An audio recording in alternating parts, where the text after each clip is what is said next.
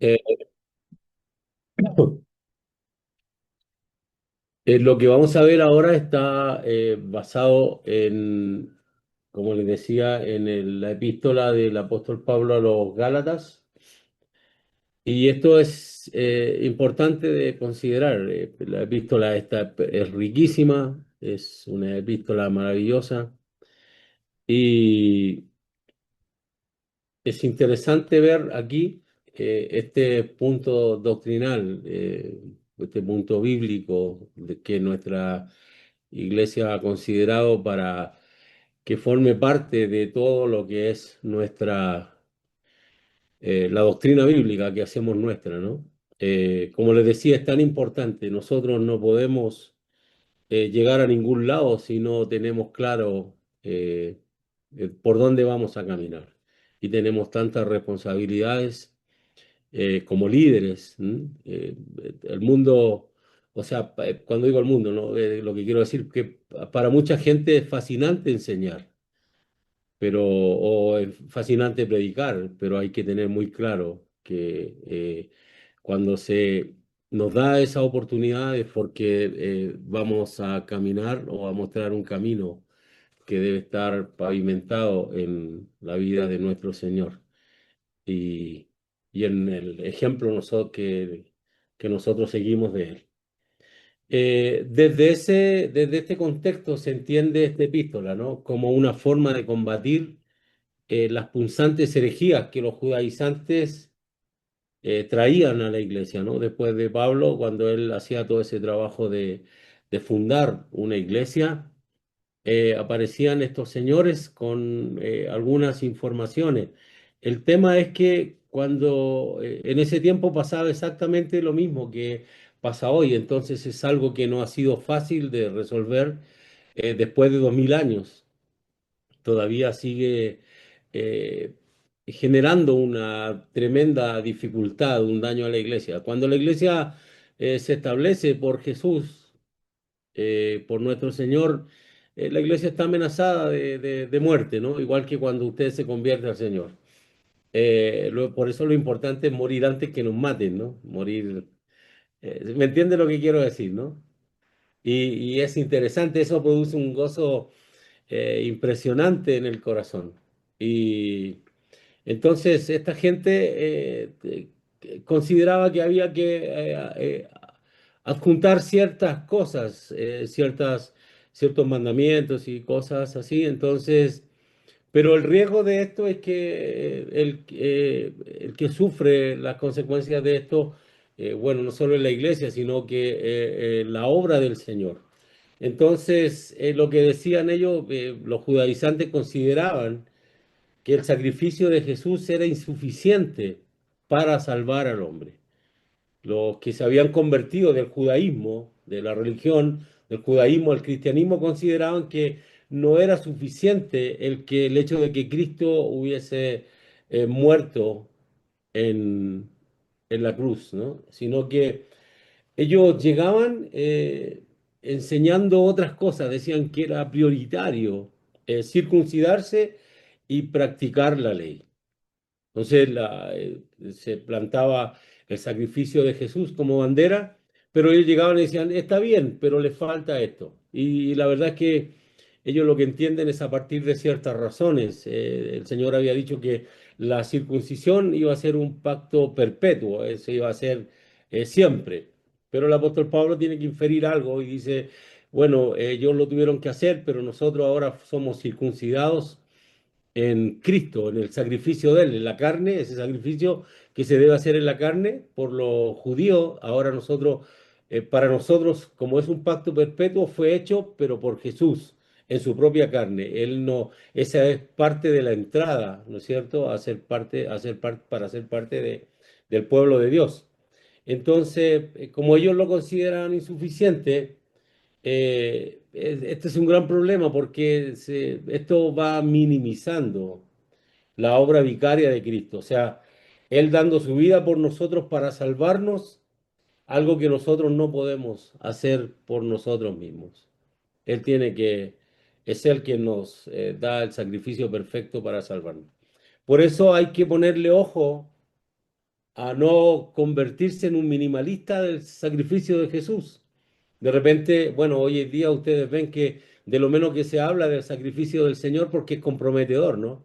Entonces está lleno, yo siempre le llamo el basurero de las redes sociales, está lleno de un montón de cosas que van minimizando lo que en el corazón de las personas que oyen o que ven, van minimizando el sacrificio de Cristo y nosotros como líderes, nuestro lenguaje debiera estar empapado del sacrificio de Jesús para marcar esto a fuego en el corazón de nuestros hermanos. Me produce tanto gozo porque si hay algo que apasiona, yo creo que o debe apasionarnos, que debe revolver nuestros sentimientos, es hablar de Jesús. ¿M? Entonces, se discute mucho de posiciones, de una serie de cosas, ¿no? Pero entonces se va dejando el sacrificio del Señor de lado. Por eso hay que ponerle mucho ojo a lo que yo predico, tener cuidado con lo que predicamos o le enseñamos a nuestra gente. Entonces, en esta epístola encontramos varios contrastes, ¿no? Entre el Evangelio y el verdadero evangelio. Significa que, bueno, el evangelio es una noticia, ¿no? Entonces Roma traía su evangelio. ¿Cuál era el evangelio de Roma? Era, si no hacen caso, los vamos a matar. Entonces era preocupante. Pero hay un evangelio del cielo, ¿no? Y es el verdadero, ese es el verdadero evangelio. Por eso nosotros debemos tener muchísimo cuidado con lo que predicamos, con lo que enseñamos. Debe estar siempre cercano a esto, al verdadero evangelio. De esto se deriva una serie de importantes contrastes. Aquí vamos a encontrar muchos contrastes. En la epístola del apóstol Pablo vamos a encontrar, bueno, si lo buscamos, hay una serie de contrastes que nos puede dar, da paso a a una serie de sermones. Ustedes tendrían por lo menos para 2 meses hablando de esto con solamente de los contrastes y que sería, pero de verdad, de mucha importancia. Entonces, entre ellos está lo que estudiamos el martes pasado y este martes, ¿no? Las obras de la carne versus el fruto del Espíritu. Entonces, luego vamos a ver lo de las obras de la carne, pero estamos viendo el fruto del Espíritu. Entonces, aquí Pablo nos habla del contraste que hay entre una y otra situación, ¿no? Esto finalmente, ¿por qué es importante? Porque esto marca la vida del cristiano. Y yo me atrevo a decir que esto marca no solo el carácter, representa el carácter cristiano en una persona, sino que esto va a determinar el destino de las personas. El destino nuestro está determinado por estas acciones. ¿M? Por ejemplo, por lo que estamos hablando ahora, el fruto del Espíritu tiene un destino, algo, bueno, una palabra que suena como rara en términos teológicos, ¿no? Pero se entiende perfectamente. Entonces, el destino de una acción está claramente determinado y el destino de la otra acción también está claramente determinado. Entonces, la importancia nuestra, de nosotros, de saber todo esto y de transmitirlo a nuestras iglesias, es que esto nos va a dar iglesias espirituales, ¿no? No iglesias solamente que la pasan bien, que gente que va, canta, no sé, participa, se queda ahí, come, no sé, una serie de cosas que ya son parte del ritual cristiano, ¿no? Entonces uno puede ver, yo puedo oír, cantar y una serie de cosas, pero mi destino no lo va a marcar cuántas veces voy a la iglesia, las canciones que me sé. No, mi destino lo va a marcar mi comportamiento. Eso es lo que va a marcar mi destino final, mi encuentro con el Señor. Recuerden, bienaventurado, lo que se dice en Apocalipsis, eso es feliz, bien, ventura. Este camino es de alguna manera se traduce en una aventura, pero una aventura que termina o debe terminar con la persona de pie delante de Jesús. O sea, la responsabilidad que tenemos nosotros es tremenda, ¿no? Por ejemplo, bueno, veo a Carlos aquí como pastor. Carlos tiene la tremenda responsabilidad de toda esa gente que Dios le ha puesto en sus manos. Todos ellos deben terminar mirando a Jesús el día final. Entonces, los líderes, ¿no? Los jóvenes, esto también, nuestros jóvenes deben tener conciencia de que hacia dónde se apunta, hacia terminar finalmente frente a nuestro Señor. O sea, no hay espacio, se dan cuenta que no hay espacio para muchas otras cosas. La verdad es que una gran idea como el Evangelio, por decir, llamarlo de alguna manera, siempre es destruida por las pequeñas ideas que pululan alrededor de esta gran idea que es el Evangelio de nuestro Señor, ¿no?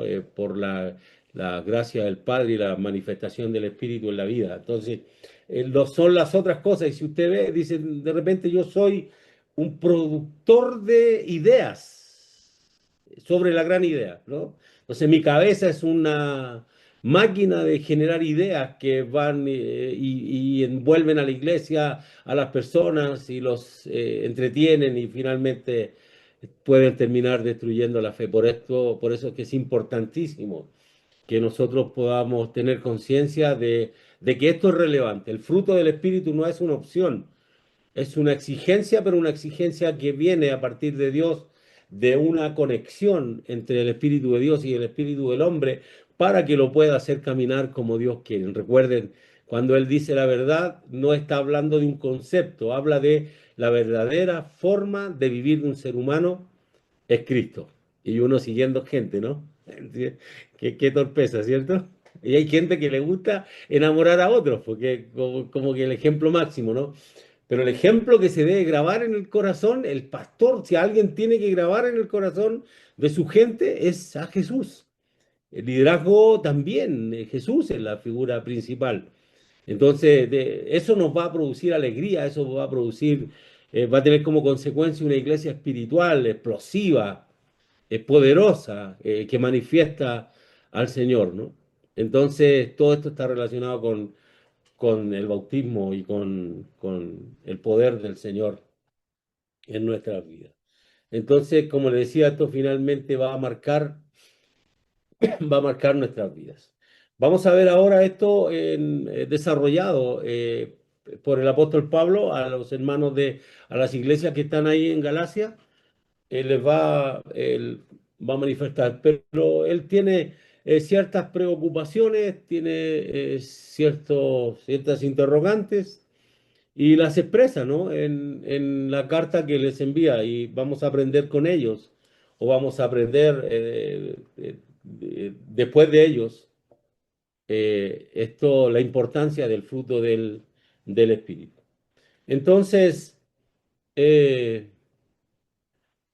el fruto es uno, ¿no? Pero tiene 9 componentes. Y el tema es que yo siempre recomiendo, cuando me gusta hablar de esto, ¿no? De que nosotros debiéramos hacer ve que a uno le gusta poner cuadros en la pared, ¿no? A veces de artistas, no sé, futbolistas, bueno, personas que uno admira.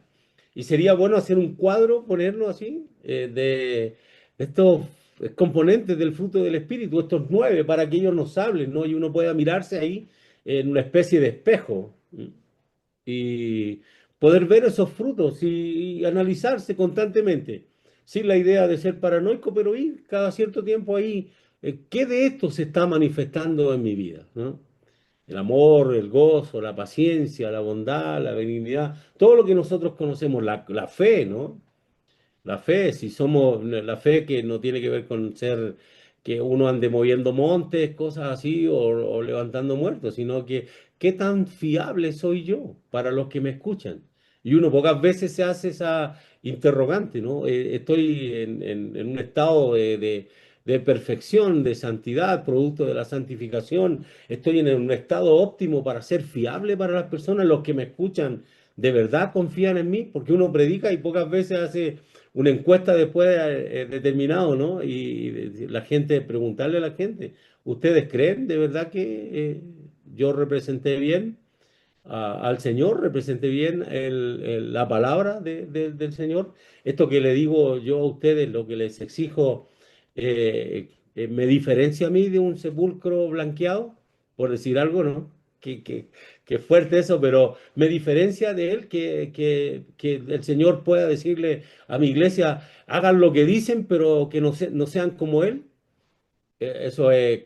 De eso se trata un poco, ¿no? Porque son dos destinos muy fuertemente marcados, con diferencias. Entonces, pero Pablo tiene una pregunta y él está, pero completamente asombrado del nivel. Yo no quiero ser, hoy día estoy orando al Señor para no ser un mal hablado, no usar malas palabras, pero aquí por aquí hay unas palabras fuertes que dice, entonces, en el capítulo 1 en el verso 6 Pablo se había tomado un gran tiempo para estar con ellos, educarlos, encaminarlos, confirmarlos en la fe. ¿Mm? Pero hay un gran problema y el otro evangelio es un gran problema. Hay gente que ha puesto el sacrificio de Jesús en un lado y pone la forma de vestir en otro lado. Quiero decir que obviamente hay que ser decoroso, pero nunca hay que llegar al atrevimiento de poner otras cosas en la balanza junto al sacrificio de Jesús. Entonces, esta gente lo que hace, los judaizantes vienen y Pablo pone en la balanza el sacrificio de Jesús y es primordial que la gente lo logre entender. Pero ellos vienen y ponen en el otro lado de la balanza, ponen la circuncisión y el obedecer la ley. Entonces, ahí está la gran pelea, ¿no? La gran tensión en la que el cristiano vive todo, y bueno, y vive diariamente. Nosotros vivimos bajo esa tensión de que obedecemos al bien o obedecemos al mal, ¿no? Con sus eh, problemas finales, ¿no? Que nosotros todos sabemos, con sus circunstancias, ¿no? Con todas sus consecuencias que se va a vivir. Y entonces él le dice, estoy maravillado de que tan pronto os hayáis alejado. Y esa es la diferencia, ¿no? Cuando, por ejemplo, habla mire, cuando hablamos el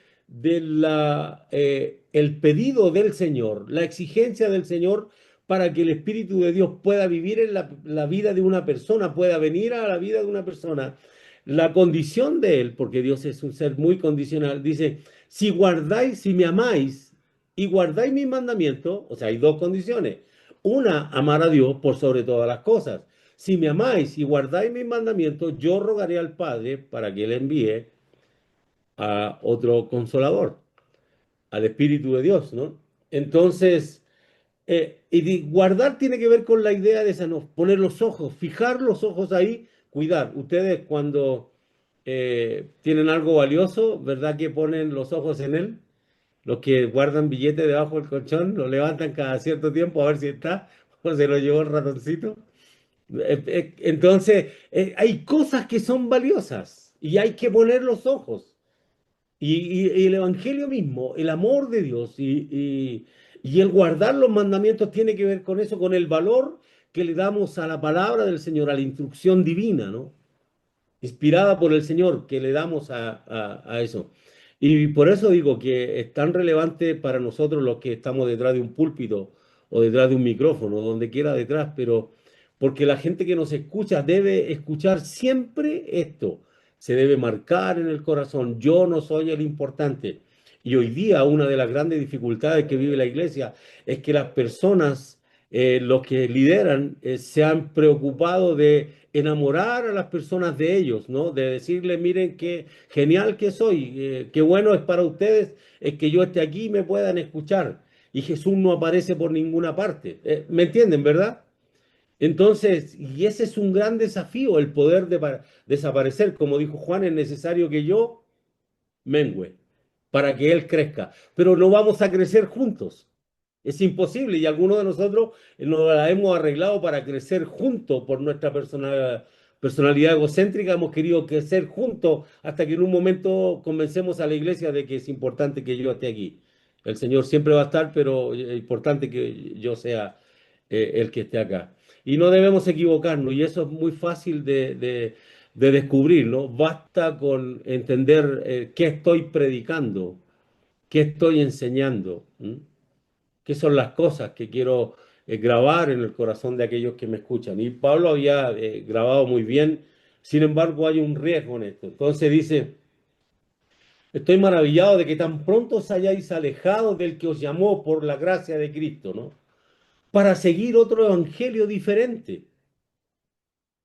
En la explicación del verso 4, ¿no? Donde dice que Jesucristo, dice, el cual se dio a sí mismo por nuestros pecados, para liberarnos del presente siglo malo, conforme a la voluntad de nuestro Dios y Padre. Dios determinó enviar a su Hijo para liberarnos a nosotros. Por eso que siempre deben ser ellos los principales.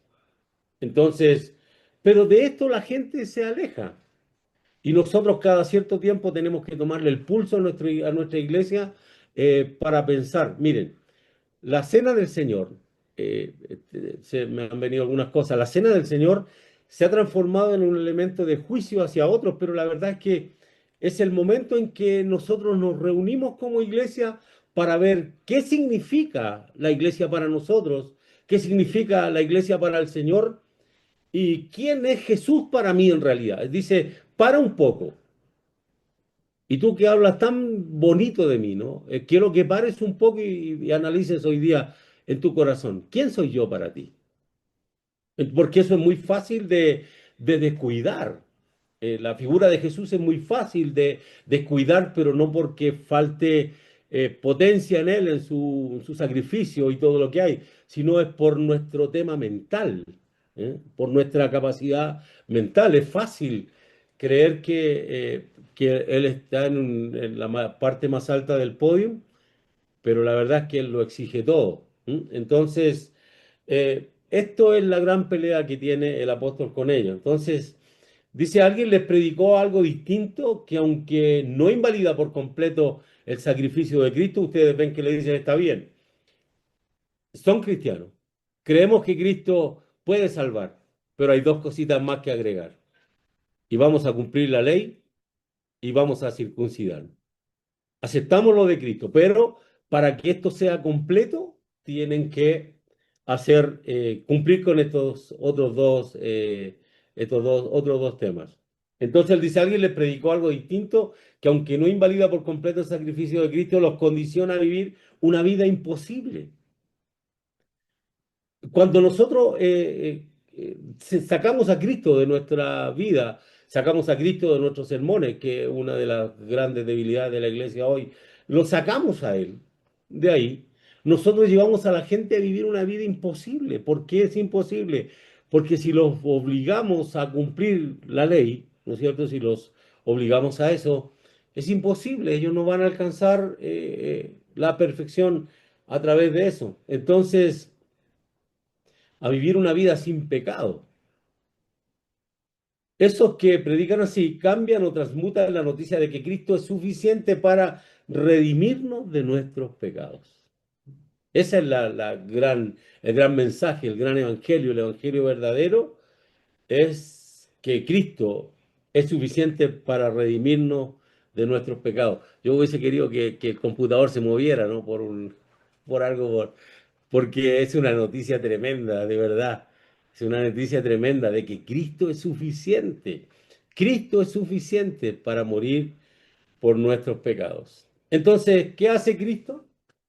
Nos saca de la ley de Moisés y nos coloca bajo la ley del Espíritu. Salimos de la...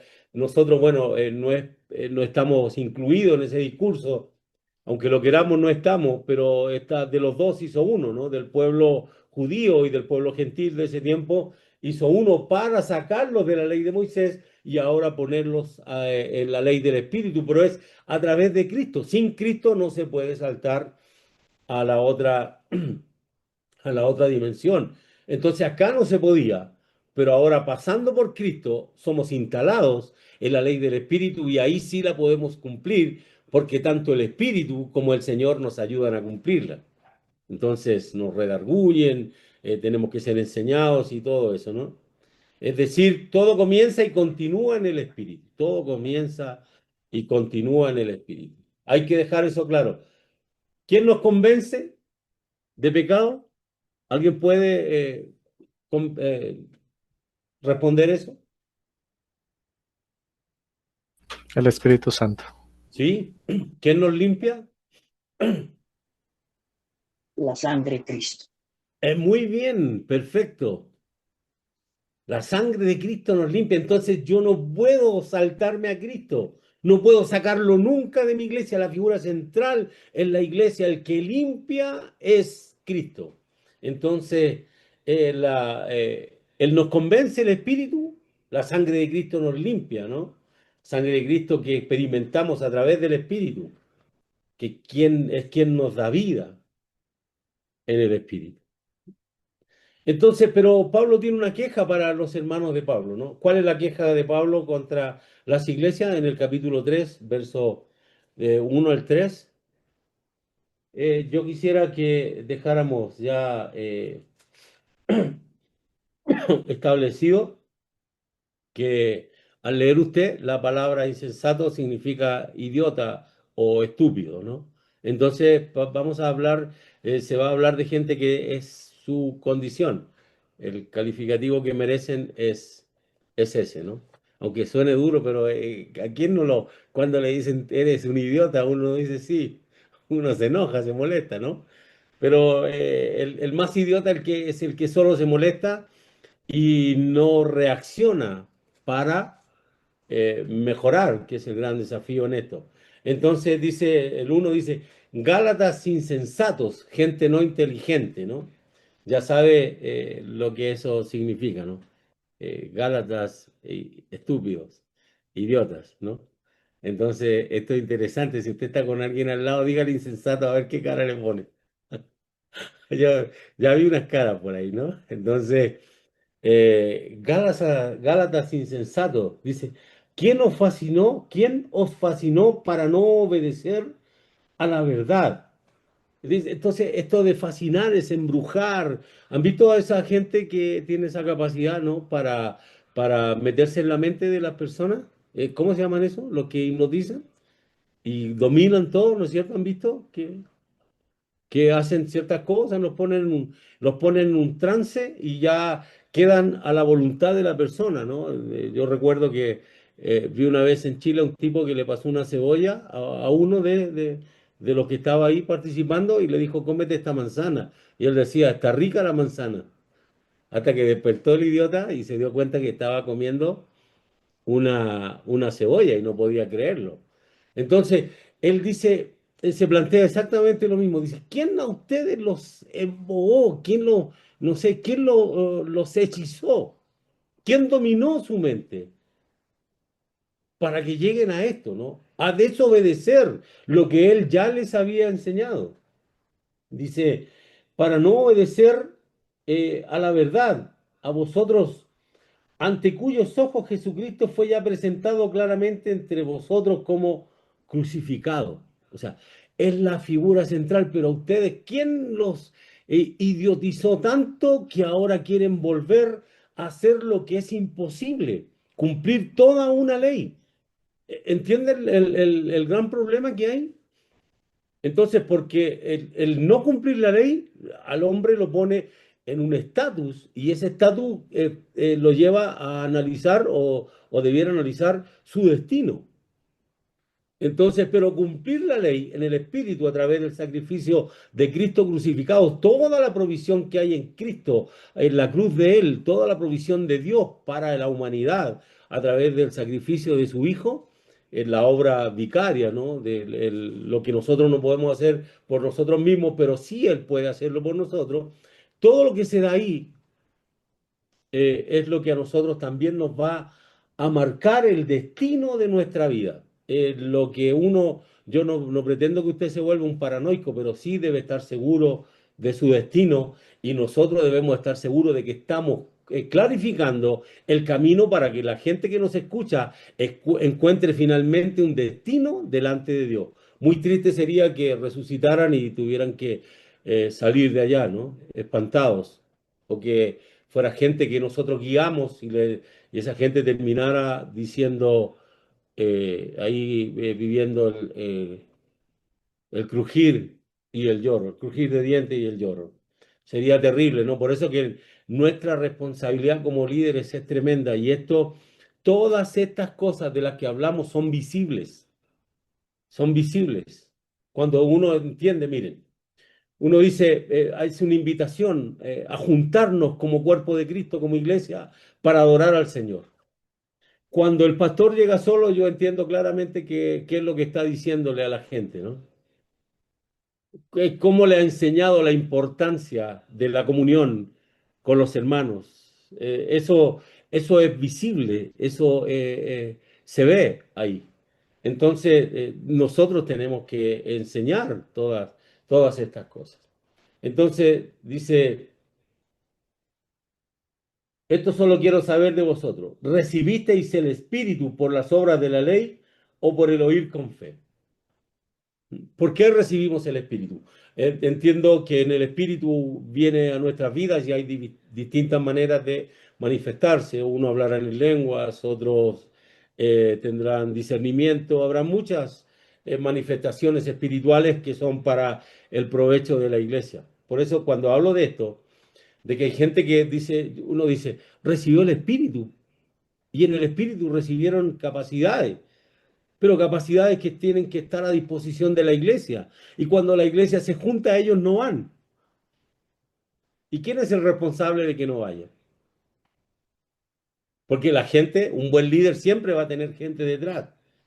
En cambio, cuando alguien llega, un líder llega solo, yo digo, este líder tiene dificultades, ¿no? No lo sigue la gente, no se da el tiempo para hablarle de la importancia que es unirse para esto. Es como que usted vaya a un policlínico, ¿no? Donde hay, bueno, esos consultorios, no sé cómo le llaman acá, donde hay muchas pequeñas clínicas, ¿no? Y usted va y le duele una muela y le tienen que sacar, extraer eso, y no va el dentista, no va la persona, ¿no? Entonces, pero bueno, no importa, está el oftalmólogo. ¿Y el hombre qué puede hacer con usted? Y así pasa en la iglesia, por eso que hay que enseñar la importancia de pertenecer al cuerpo de Cristo y la importancia de ver que yo tengo algo de Dios, que Dios cuando quiera lo va a hacer funcionar, me ha dado algo a mí que lo va a hacer funcionar con su poder, ¿no es cierto? Para beneficiar a la iglesia. Entonces yo no puedo estar ausente. ¿Se entiende esto? ¿Cierto? Y yo espero que el día, ¿no? En que nos reunamos todos y que pueda yo ver que su liderazgo es fuerte, que su liderazgo es cristiano, que la gente entiende que si lo sigue y está con ustedes porque usted ha grabado el sacrificio de Cristo en sus vidas y ha entendido que a través de eso ha recibido muchas experiencias. Entonces, aquí está la pelea de la carne y del espíritu. ¿Por qué lo recibieron? ¿Por portarse bien o por confiar en Cristo? Entonces, es solamente todo esto es una acción de fe y de bondad de Dios, de una gracia divina. Y de nuevo eh, comienza, bueno, la pregunta acá, me gustaría que Diego la leyera, ¿no? Diego Torrero. Mira la pregunta del verso 3 que hace él. ¿Cómo lo dice? Gálatas 3:3. Tan necios sois, habiendo Entonces, comenzado. pero mira la pregunta solamente donde termina. Ok, tan necios sois, habiendo comenzado por el Pero no, Espíritu, mira, ahora acabas pero por la mira lo carne. que pregunta. Está entre signos de interrogación. Ahora, necios, cámbiale esa palabra por idiota.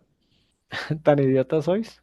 Esa es lo que él está preguntando. ¿Tan idiotas son que llevan tanto tiempo, me tomé tanto tiempo con ustedes y no lograron entender nada?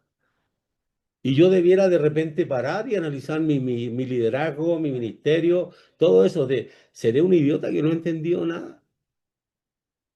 Y eso no es tan duro, yo lo encuentro maravilloso, ¿no? Porque me lleva ¿cuánto se llama? A esclarecer mi destino y mi verdadero valor como alguien que contribuye en su respuesta al llamado del Señor al ministerio, ¿no? ¿No es cierto, Carlos, que esto es riguroso, pero interesante? Que de repente diga, para, mira y ve cuánta contribución estás haciendo al reino de Dios con tu ministerio. ¿Verdad que sí? Carlos no quiere decir, pero sí, ¿verdad? ¿Cuál es tu contribución, no? Señor. ¿Cuál es tu contribución?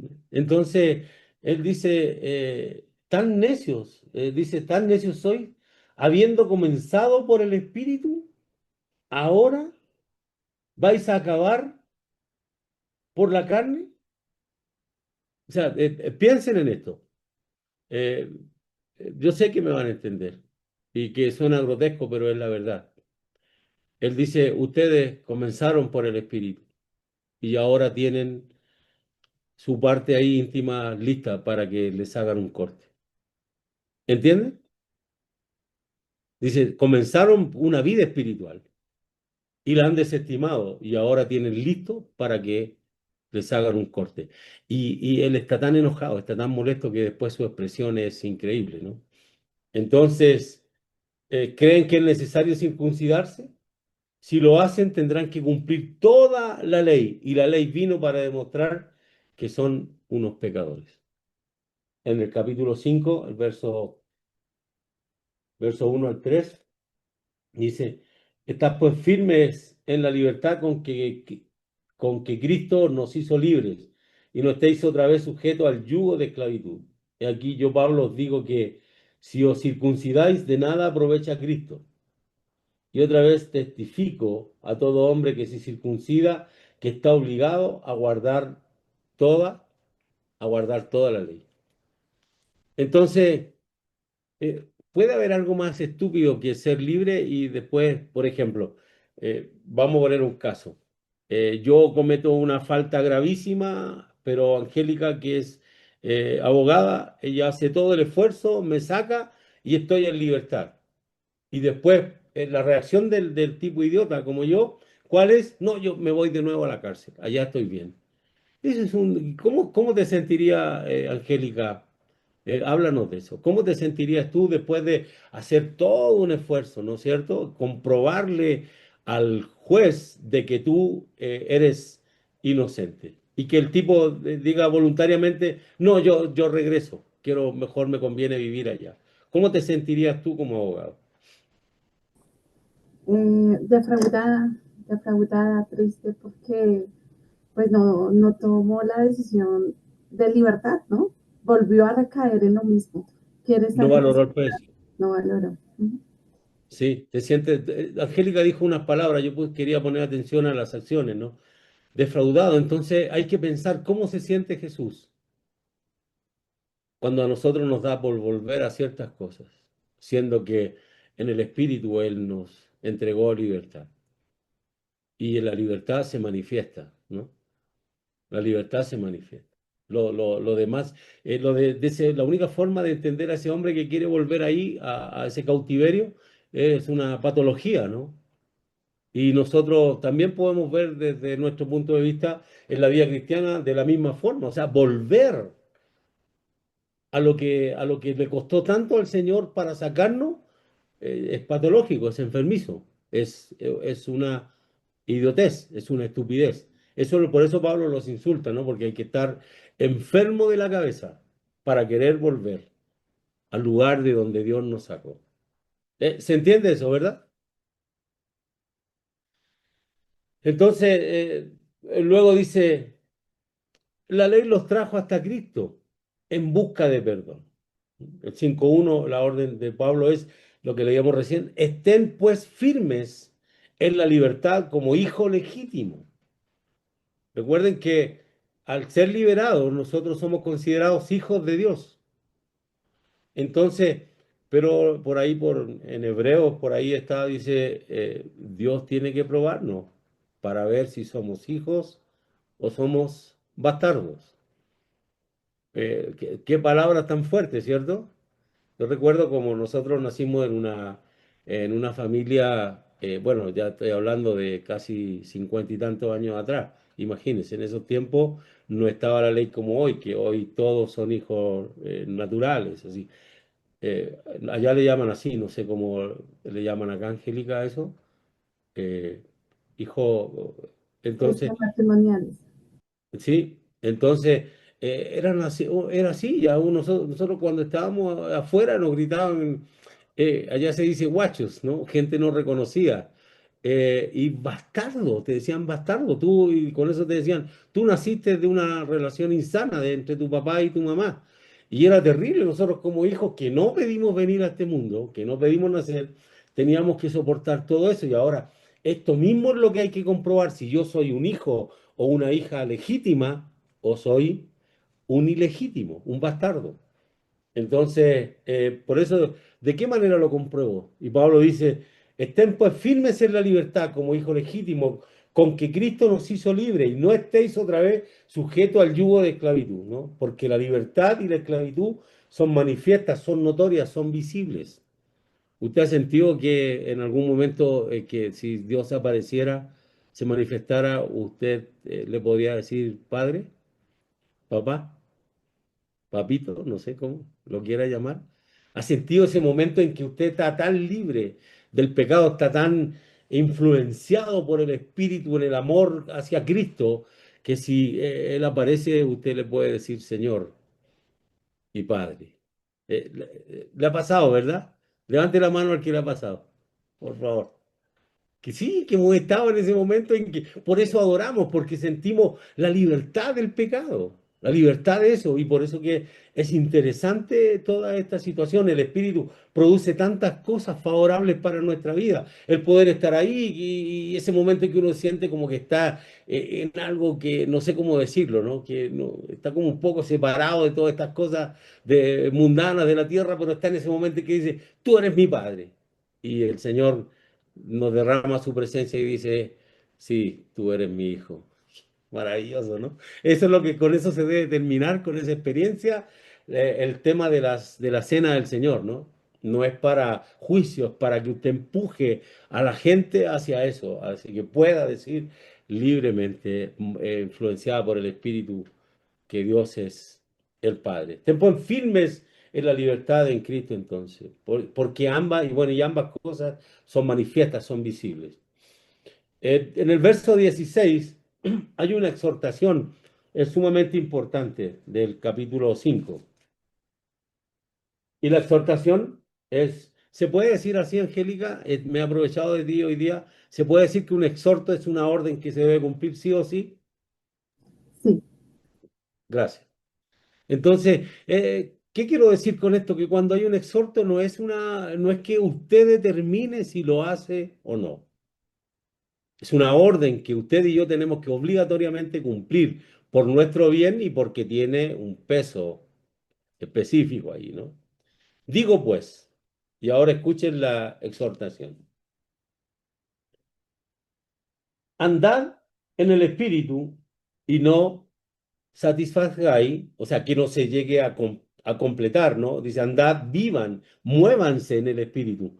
Yo sé que han estado en ese proceso, que todos hemos estado en ese proceso, en ese momento en que sentimos que el que nos guía es el espíritu, que nuestra vida está influenciada 100% por el espíritu, pero vivimos en esa tensión de que nos cuesta estar completamente ahí y tenemos invitación de salir de esa influencia espiritual y volvemos otra vez a los pensamientos carnales, a todo eso. Y entiendan bien, dije volvemos, ¿no?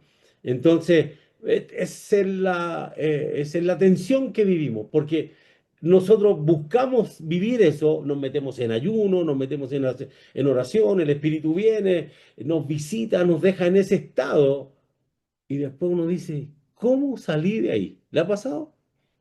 Que ha estado que si le ponen agua usted pasa corriendo, ¿cierto? Y después cuando está en el otro estado, cuando cayó, no se dio cuenta como, por eso que dice que hay que poner los ojos firmes y hay que estar muy atento.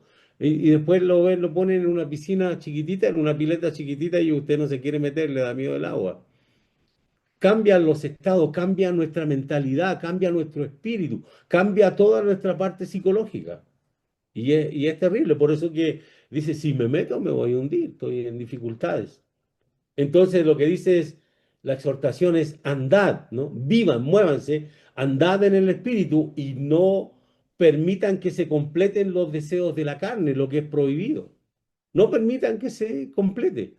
Entonces, ¿cómo lo puedo hacer yo? Yo no puedo. Muchas veces, de verdad, no puedo, pero eso que necesito estar 100% influenciado por la presencia del Espíritu Santo en mi vida. Necesito estar influenciado. Usted sabe que cuando estamos 100% influenciados, voy a preguntarle, ¿no? A algunos acá. a William Rojas. William, cuando el espíritu está como estuviste ese día ahí en la vigilia, ¿no? Cuando el espíritu está influenciando 100% el corazón, ¿cómo se siente uno? No sé, es algo indescriptible, pero que siente algo muy especial, algo muy bonito. Sí, está el respaldo, Dios está detrás de uno, uno sabe que Dios está detrás de uno y dice, dale, dale, dale, habla, habla que yo estoy contigo. Pero cuando uno no está en eso y uno está detrás de un púlpito, ¿verdad que es difícil? Sí, dan ganas de ahorcarse, ¿no? Entonces, eso es lo que nosotros como líderes debemos vivir y a lo que la gente, a lo que debemos llevar a la gente, ¿no? Entonces, el tema es no te entregues a lo prohibido, a lo malo, a lo que no te hace bien. Y el verso que sigue dice algo que es muy Igual. básico. ¿Mm? ¿Alguien habló? Dice el 17, porque el deseo de la carne es contra el espíritu y el del espíritu es contra la carne. Estos se oponen entre sí para que no hagáis lo que quisierais. O sea, estos dos pelean. Esta es la tensión en la que nosotros vivimos, ¿no? Vivimos en una pelea en nosotros entre el deseo carnal y el deseo del espíritu. Y vivimos en esto. Pero ¿quién es el que tiene que decidir? Jolvis, ¿quién es el que tiene que decidir? Tiene que decidir el espíritu. Tiene que ser No, guiado mira. por el espíritu. Somos nosotros los que tenemos que decidir. El Espíritu viene a influenciarnos y las obras también vienen a influenciarnos, pero soy yo ahora el que tengo la libertad para decidir. ¿Mm? O sea, yo tengo que decidir, porque nosotros, de lo contrario, si decide él y decide mal, nosotros le tendríamos que echar la culpa al Espíritu, ¿no? O decir, no, yo no tengo ninguna responsabilidad. En la carne, en la que el Espíritu, o sea, las obras decidieron por mí. Soy yo el que tengo que decidir siempre, por eso él dice, yo soy el camino. Ustedes deben decidir caminar por mí. Y cuando uno está influenciado por el Espíritu, Carlos, ¿por dónde camina uno? ¿Por dónde que le gusta caminar? Por el aire supe, por el cielo. Es que es maravilloso, ¿verdad que sí? Uno siente como que, pero es la idea, ¿no? Cuando uno decide por el espíritu, uno camina en esa bendición espiritual, comprende la vida, entiende todas las cosas, lo simple es lo más grande y tiene, miren, en realidad uno deja de ser idiota. Hablé despacito para que no me escuchen los vecinos. Uno dice, uno deja de ser un idiota y se vuelve un entendido, un sabio en la vida, un hombre sabio en la vida. Entonces, esa es la importancia. El espíritu nos da eso. Entonces, estos dos pelean. Por eso el apóstol Pablo dice, lo que no quiero, ¿qué dice? Eso hago. Pero Pablo no está diciendo que se levanta pensando en qué voy a pecar hoy día. Pablo no está diciendo que es un pecador. Dice, yo tengo un conflicto, una tensión diaria dentro de mí. Y a veces lo que no quiero, termino haciéndolo. Pero él no dice, el principio, el origen en mi vida es el mal. No, él dice, reconozco que hay una tensión en mí, producto de que hay un intruso que se metió en mi vida, que es el pecado, y este me está influenciando, pero hay una pelea entre ellos y yo tengo que decidir. Y Pablo dice, como esto no es fácil, como al que influencia por el Espíritu, al que permitió con su sacrificio que el Espíritu de Dios viniera a mi vida y me influenciara 100%, le costó tanto, yo tengo que dar una pelea. Por eso Pablo dice, yo no doy golpes al aire, yo sé a quién tengo que castigar. Y a veces uno ha pasado la vida castigando hermanos, ¿no? Cuando al que hay que castigar es a uno mismo. ¿Se entiende, verdad? ¿Lo leyeron eso en Corintios? Dice, no doy golpes al aire, yo sé a quién que tengo que castigar. Y castigo a este cuerpecito para no darle en el gusto. Entonces, ¿por qué no le doy en el gusto? Porque hay momentos en que Dios dice, vamos a dejar que esto se equipare y vamos a ver si este es legítimo o es un bastardo. Y el legítimo, ¿qué hace? No, pelea por su papá, ¿no? Pelea, da la pelea. No, si tú eres mi papá y yo quiero que, necesito que de allá tú hables y me reconozca que yo soy tu hijo. Y da la pelea y Pablo dice, yo le pego, le pego, le pego, le pego hasta que este otro salga de acá porque es un intruso. no lo quiero aquí. Entonces, eso es maravilloso, esa es la vida del cristianismo, ¿no? Pues, y eso es lo que hoy día necesitamos, de lo que necesitamos llenar nuestro corazón y para poder hablar en abundancia de esto. Entonces, y ya empiezan a generarse algunas... después de esto dice Pablo, miren, cuando habla en el verso 19, dice, y manifiestas son las obras. ¿Mm? Manifiestas, o sea, se ven. Un manifiesto es algo que se puede leer. Yo hoy día estoy como metido en las leyes, pero me da cosa porque Angélica puede decir, no, usted no sabe lo que está hablando. Pero un manifiesto es algo que se ve, ¿no? Que dice, por ejemplo, un manifiesto es un listado de tripulantes. El manifiesto ahí entonces dice, se cayó el avión. Bueno, no se preocupen los que van a viajar, ¿no? Pero entonces, ¿quiénes iban ahí? Hay un manifiesto que dice, habla de eso, que muestra. Entonces dice, manifiestas, son visibles, son comprobables, manifiestas son, nos llegan a brillar. Es manifiesto el trabajo que hace la carne, ¿no? Las obras de la carne. Entonces, la idea es que pecar da trabajo, hermano. Pecar da trabajo porque hay que idearlo, hay que pensarlo. Uno no se levanta y hoy día voy a pecar, no. Empieza de a poco y empieza a tomar forma, usa todo lo espiritual que debe usarlo para lo bueno, empieza a darle sentido y empieza y aflora la imagen. Entonces las palabras toman forma, toman imagen, toman vida y después se recrean. Es como que somos una especie no sé si será el director o no, o el que escribe el guión de una película, ¿no? Pero termina con gente mirando ahí, ¿no? Entonces usted, yo sé que ha ido al cine y termina mirando algo que en algún momento comenzó en el cerebro de alguien y termina ahí construyéndose. Y es lo mismo, es un trabajo, pecar es un trabajo.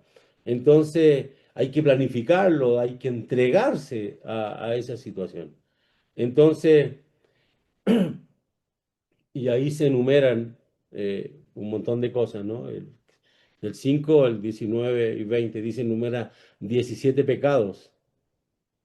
Y sabe, lo interesante de esto es que la lista es interminable y Pablo como que Pablo se cansó, ¿no? De hablar de todo eso. Y, y él dice, y manifiesta sobre las obras de la carne, que son, y empieza a enumerar muchos temas, ¿no? Y aquí donde hay que ver uno siempre a todo el tema sexual como que lo pone arriba, como que estuviera aislado, como que fuera lo más malo. Pero las disensiones, las peleas en la iglesia son obras de la carne. ¿M? El desprecio por los hermanos son obras de la carne. Todo eso es pegado, son obras de la carne, las contiendas. ¿Han visto que hay gente que dice, no, como que están convencidos? Yo nací para pelear, yo tengo que poner las cosas en orden, como que son medios jueces, ¿no? Como que son así. Herejías, hay gente que habla tanta tontera. A mí me han escuchado decir, me carga eso de esos discursos en la oreja que son parte de un movimiento, ¿no? Yo digo, Dios habla, sí, Dios habla, pero Dios no habla tontera. A Dios le interesan, lo que más le interesa a Dios es que mi vida esté dispuesta a estar llena del Espíritu, de su Espíritu, para poder Él mantener esa esperanza conmigo, compartir esa esperanza de que en algún momento nos vamos a ver cara a cara y que yo no voy a tener que agachar mi cabeza y salir avergonzado. Qué terrible es tener la expectativa de que voy a llegar allá y ¿cómo estamos, papá? No te conozco, sal de aquí. Y eso es durísimo. Por eso que tengo que ver qué se está manifestando en mí, qué se está exhibiendo, qué se exhibe en mi vida, qué es comprobable de lo que yo digo detrás del púlpito, qué es comprobable en mi vida. ¿Cuánto de Cristo hay en mi predicación, en mi lenguaje, en mi corazón, en mis sentimientos? ¿Cuánto de Cristo hay en eso? Y eso es manifiesto. Entonces, es todo un tema, ¿no? Entonces, envidias, homicidios, Y dice, y termina, y cosas semejantes. O sea, esa lista no terminó, ahí son 17, pero cuando dice, y cosas semejantes, hay muchas otras cosas que son muy malas y que solo manifiestan que estoy en la carne, que perdí la pelea, ¿no? Que en esa tensión de lo bueno y lo malo me dejé llevar por lo malo. Entonces, dice, acerca de las cuales os amonesto, como ya os lo he dicho, antes que los que practican tales cosas, ¿cuál es el destino de ellos?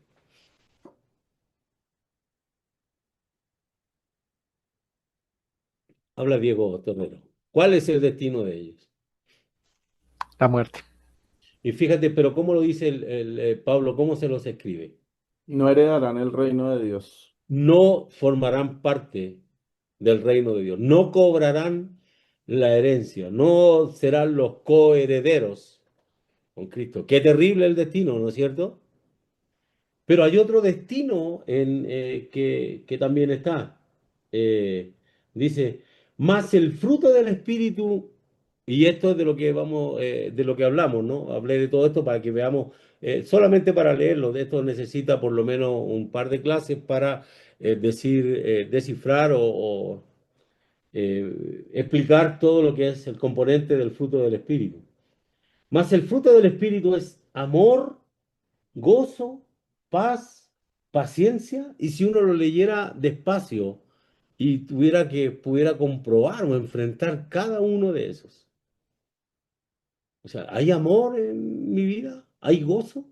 El gozo inefable tiene que ver con la salvación. El gozo tiene que ver con saber, es mi reacción emocional en mi ser de saber que yo soy hijo de Dios. Eso es lo que de verdad a nosotros nos debiera causar gozo. Eso es lo único que pudiera ser mencionado a partir de esta idea, ¿no? De gozo. Entonces... Es el fruto del Espíritu es amor, gozo, paz, paciencia, benignidad, bondad, fe, mansedumbre, templanza. ¿Y cuál es el destino, Diego, de esa gente? Los que se les puede comprobar que ellos sí manifiestan todo esto. No heredar. Mm, Léelo bien. ¿Cuál es el destino de ellos?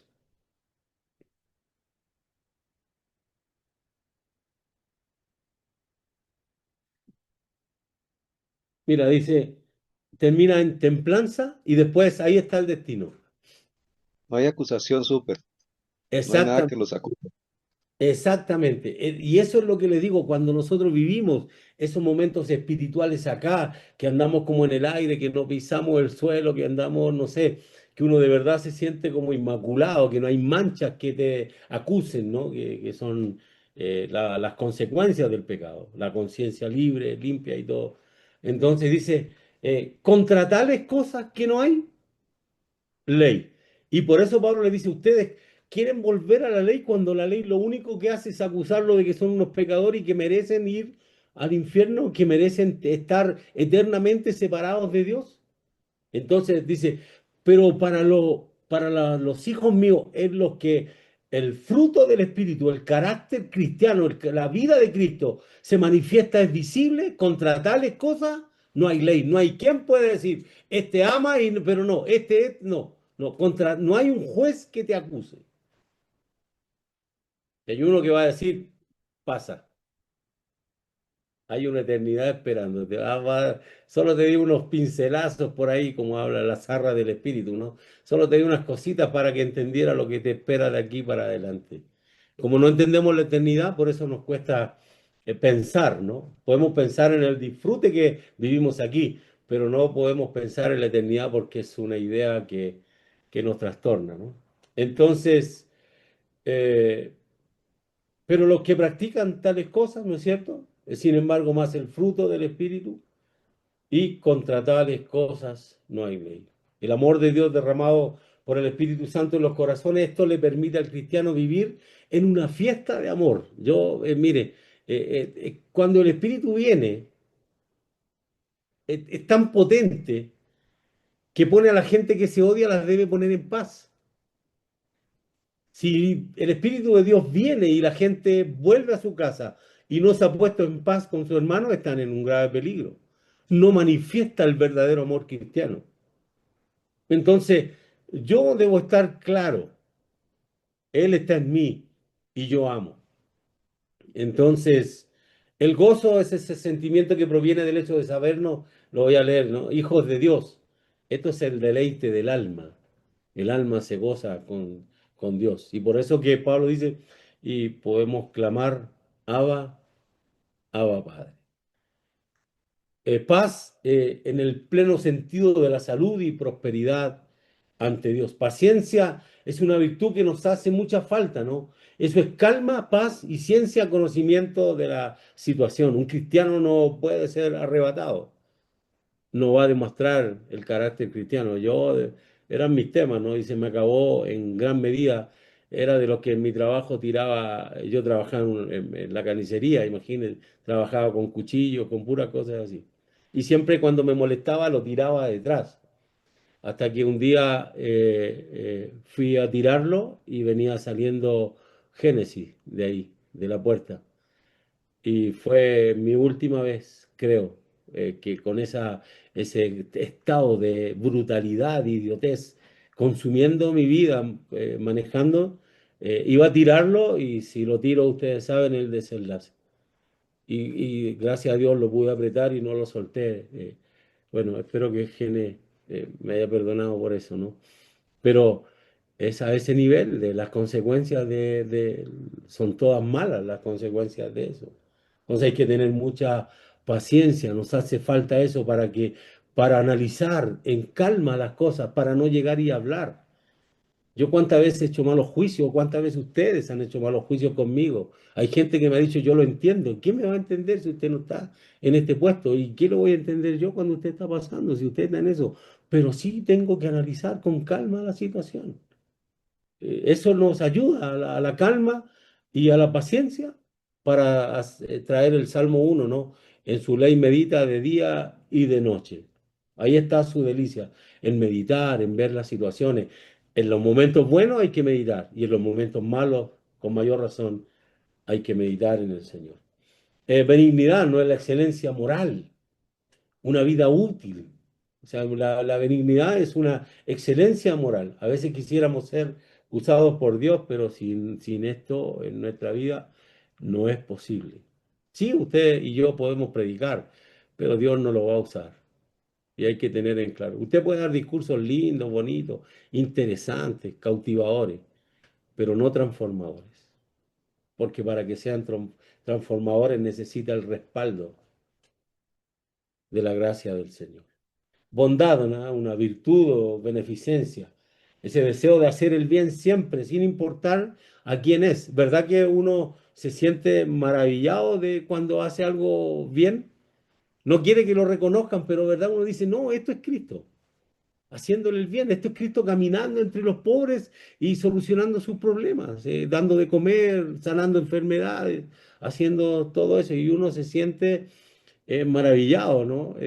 Maravillado de hacer un bien. Es una virtud, eso en Cristo es virtud. Y Pablo eso es lo que dice. Pablo dice, cuando dice sean como yo porque yo soy como Él, está diciendo yo tengo el mismo deseo que tiene Cristo, ese deseo de bien, está en mí y ustedes debieran tenerlo. Por eso sean como yo porque yo soy como Él. Es una escala. Entonces, el pastor tiene que ser un virtuoso como Cristo y la iglesia debe transformarse en un cuerpo virtuoso para entre ellos y para los demás. En fe, esto es muy importante, ¿no? Pues necesitamos ser confiables, confiables. A mí cuando alguien me viene a hablar del pastor, no hay nada más triste para mí que un miembro me hable de su pastor, porque ya perdió la confianza, ya dejó de ser. Él puede hablar de verdades, pero ya la gente no confía en él. Es mansedumbre, sea serenidad de espíritu, sin arrebato, sin cólera, ¿no? Templanza, esa moderación y humildad. Contra tales cosas no hay ley. Los que son de Cristo han crucificado la carne, sus pasiones y deseos. O sea, el gran trabajo es pescar a este viejo hombre y a esta vieja mujer, encaminarla a los pies de Jesús y crucificarlo ahí para que muera irremediablemente, para que yo pueda ser un hombre espiritual y usted una mujer espiritual. Sin esa crucifixión no hay posibilidad. Aquí no hay términos medios de que Dios me usa, igual, no importa qué. No, hay que pescar a este y matarlo, matarlo, matarlo. Y ustedes saben eso que es gracioso, ¿no? Cuando, ¿cómo se llama este, el que escribió la tesis ahí? El padre del protestantismo, Lutero. El tipo dijo, yo quise ahogar a este infeliz, pero no sabía que él había aprendido a nadar. Entonces le resultaba imposible, por eso él sufría.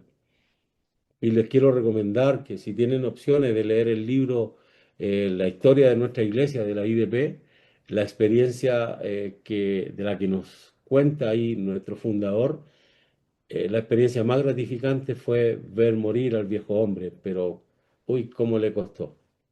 Y entonces a veces uno está enamorado de él o enamorada de ella y no quiere matarlo, ¿no? Pero es tiempo ya para nosotros, para IDP Colombia es el tiempo de un suicidio colectivo, ¿no? Hay que matar al viejo hombre y matar a la vieja mujer para que estemos disponibles y en condiciones de recibir al Espíritu Santo para que manifestemos en medio de las comunidades el fruto del Espíritu en nuestras vidas. Entonces, hay una recomendación final del apóstol Pablo. Dice, si vivimos por el Espíritu, o sea, si el Espíritu a nosotros nos trajo vida, andemos también por el Espíritu. O sea, marchemos como militares disciplinadamente detrás del Espíritu. Carlos hizo el servicio militar, al menos el que me ha contado, ¿no? Allá le llaman servicio militar. Y cuando te portas mal, te dan vuelta la cara de una bofetada, ¿cierto? Te castigan y todo eso, porque hay que andar a las órdenes de los que mandan. Y el que manda en este ejército es nuestro Señor. Y les quiero comentar solo una experiencia que tuve una vez en un tiempo de oración. Había un camino largo y sentía un ruido. Tú sabes, Carlos, cuando marchan los militares, ¿no? Cómo se sienten los pies. No es lo mismo que un paseo peatonal, porque transmiten algo. ¿Alguien más hizo el servicio militar? Aquí, no sé cómo le llaman. Entonces, pero Israel también, ¿no? Entonces, cierto que se siente cuando marchan, porque hay que dar una muestra de que están ahí. Entonces, ta, ta. Y yo sentía, miraba desde una colina, miraba ese ruido.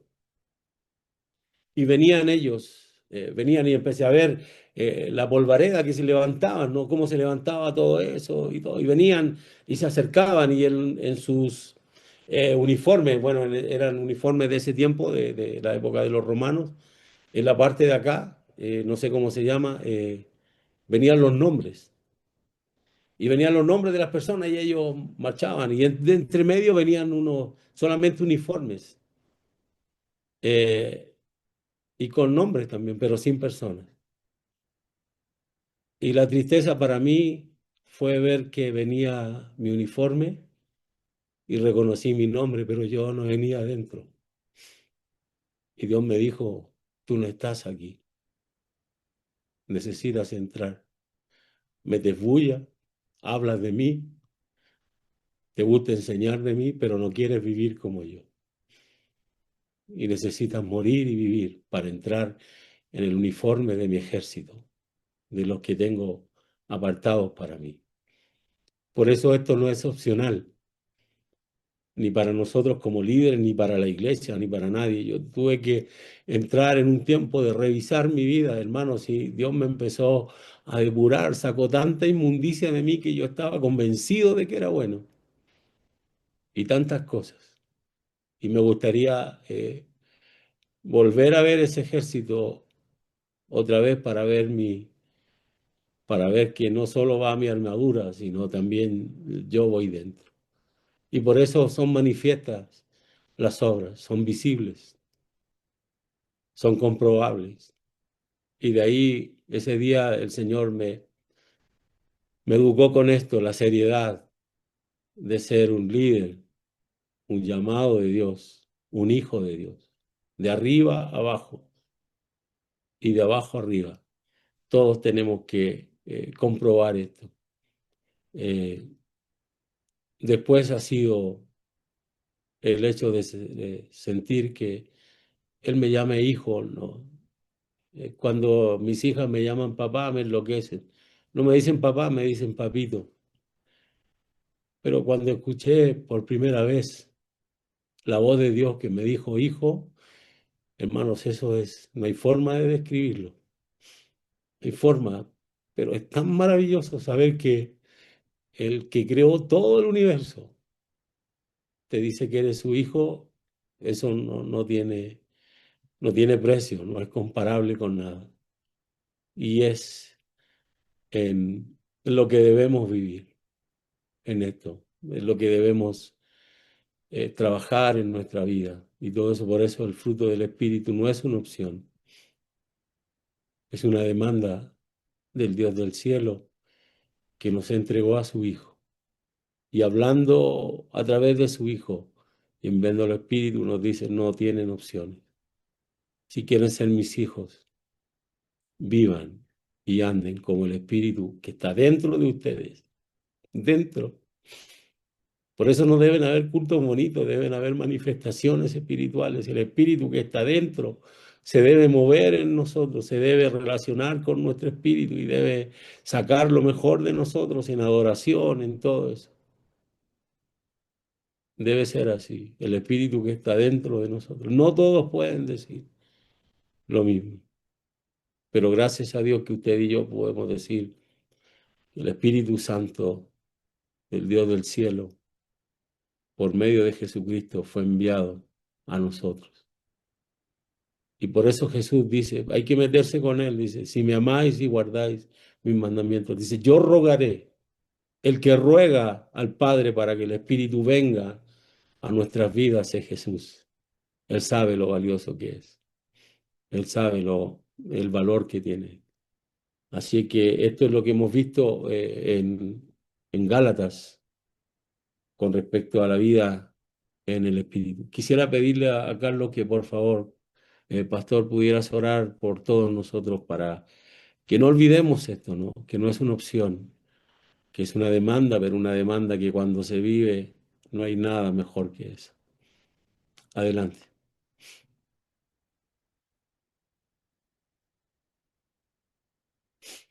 Amén.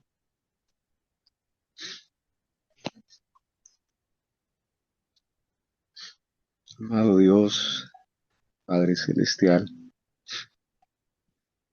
te agradecemos, Señor, infinitamente, Padre, por hablarnos, Señor, a través de nuestro supervisor, Señor. Tu palabra, Señor, que traspasa, Señor, nuestros corazones y sé que no lo hablo individualmente, Señor, pero estos días, a través de estos estudios, Señor, has estado confrontando nuestra vida, Señor, y has sacado a la luz, Señor, muchas cosas, Señor, de las cuales hoy, Señor, te pedimos, Señor, que nos ayudes a vencer. El anhelo de nuestro corazón, Señor, es poder brillar, Señor, con la luz de Cristo, es poder ser templo, Señor, de tu Espíritu Santo, Señor, es ser hallado, Señor amado, sin culpa, Señor amado. Te pedimos, Señor, que obres en nuestra vida. Pedimos, Señor, que cada área, Señor, de nuestra vida, eh, física, espiritual, sentimental, Señor, nuestras batallas, Señor, en la mente, Señor, que a veces se vuelven guerras, Señor amado, luchas que muchas veces perdemos, Señor, pero yo sé, Padre, que ha llegado el tiempo, Señor, donde tú, Señor, nos ayudarás. Tu Espíritu, Señor, se moverá en aquellos, Padre, que anhelan, Señor, una transformación Ese es nuestro anhelo, Señor, es nuestro deseo. Recuerdo una canción que dice, Señor, no permitas que nuestra vida se vaya, Señor, sin hacer tu voluntad. No permitas que los años pasen, Señor, y sigamos en un estado, Señor, de quietud, Padre. Aviva ese fuego, Señor, en nuestros corazones. Límpianos. El profeta decía, Señor, en un pasaje, cuando pusiste, Señor, esa palabra, Señor, pusiste sus carboncillos encendidos en los labios, Señor, para purificar. Anhelamos, Señor, ser purificados, Señor. Reflejar, Señor, esa obra del Espíritu Santo en cada uno de nosotros. Y asimismo, Señor, como el imán atrae hacia Él, Señor, otros objetos que no pertenecen a Él, Señor, que podamos nosotros, Señor, que podamos reflejarte a ti, Jesús, porque tú eres el único, Señor, que atraes. Tú eres el único, Señor, que debes crecer, Señor, en nosotros. Perdónanos si hemos, Señor, robado tu gloria en algún momento, Señor. Ayúdanos, Padre. Gracias, Señor, gracias por este tiempo. Gracias por cada hermano, cada hermana que se ha conectado, por nuestro supervisor. Gracias por tu palabra, Señor, en esta noche. Sé que podemos ir a nuestra cama confrontados, Señor, pero al mismo tiempo contentos, Señor, de que nos hablas. Peor sería, Señor, que no nos hablaras. Gracias, Señor. Entregamos nuestras vidas en esta noche en el nombre de nuestro Señor Jesucristo. Amén. Amén.